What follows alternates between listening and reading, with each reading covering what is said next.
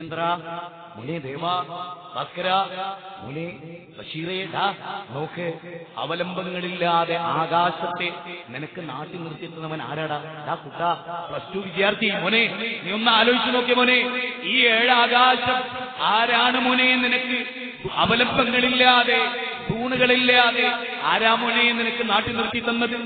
വല്ലാത്തൊരു ചോദ്യമാണ്. ഇതൊന്നും തമാശയല്ല, ഇതൊന്നും ആർക്കും മനസ്സിലാകാത്തല്ല.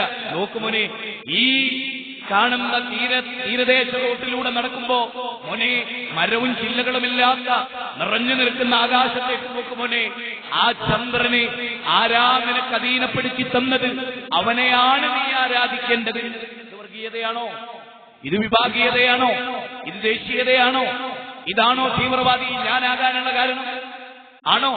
ഏതോ ഒരു ചെറുപ്പക്കാരൻ ചോദിച്ചത്രയാ മഹാ തീവ്രവാദിയാ വയലു പറയാൻ വരുന്നത് എന്ന്. എന്താ എന്റെ തീവ്രവാദം? ബാലനും സുരേന്ദ്രനും ഒരു അച്ഛന്റെ അമ്മന്റെയും മോന കല്ലരുത് എന്ന് ഞാൻ പറയണത്രേ. അതുകൊണ്ടാണ് അത്രേ ഞാൻ തീവ്രവാദിയായത്.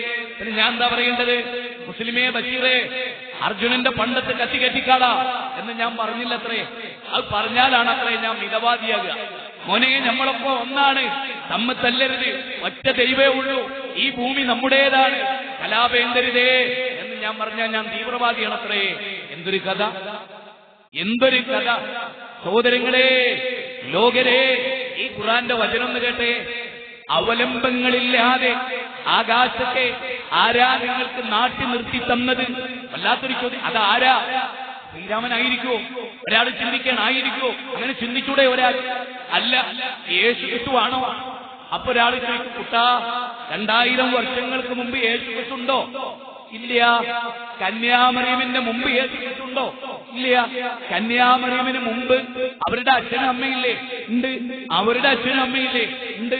അവരുടെയും അച്ഛനും അമ്മയില്ലേ? ഉണ്ട്. അത് ആദം ഹവ്വ ദമ്പതികളിൽ എത്തൂലേ? എത്തും. ശരി, ആദം ഹവ്വ ദമ്പതികൾ ഭൂമിയിൽ വരുന്നതിന് മുമ്പ് ഭൂമിയില്ലേ ജോർജ്? ഉണ്ട്. ശരി, അതാരാ ഉണ്ടാക്കിയത്? കഴിഞ്ഞില്ലേ കഥ? ഒരു ചിങ്ങമാസത്തിലെ അർദ്ധരാത്രിയിൽ ദേവകിയുടെ 8ാമത്തെ പുത്രനായി ശ്രീകൃഷ്ണൻ ജനിക്കുന്നതിന് മുമ്പ് രാവും പകലുല്ലേ മോനെ സുരേഷേ? ഇല്ലേ? ഇല്ലേ കല്യാണിയമ്മേ?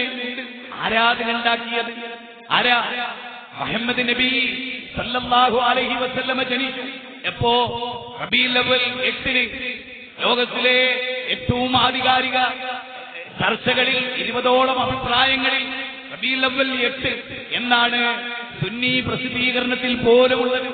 ഹദീസ് പണ്ഡിതന്മാർക്കെല്ലാം അഭിപ്രായം റബീഉൽ അവ്വൽ 12 അല്ല 8. മരിച്ചത് 12. കണിശമാണ്, വ്യത്യാസമില്ല, യാതൊരു സംശയവുമില്ല.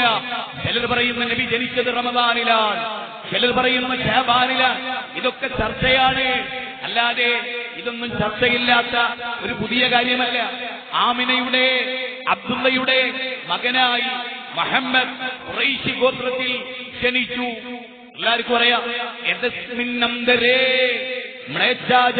സമുന്നിത മഹാമദ് ഇതിഖ്യാത ശിഷ്യശാഖാ സമുന്നിതം ഭവിഷ്യൽ പുരാണം കൃഷ്ണദ്വൈപായന വേദവ്യാസൻ. അല്ലേ? അങ്ങനെ പറഞ്ഞു ആ പ്രവാചകൻ മനുഷ്യനായിരുന്നു.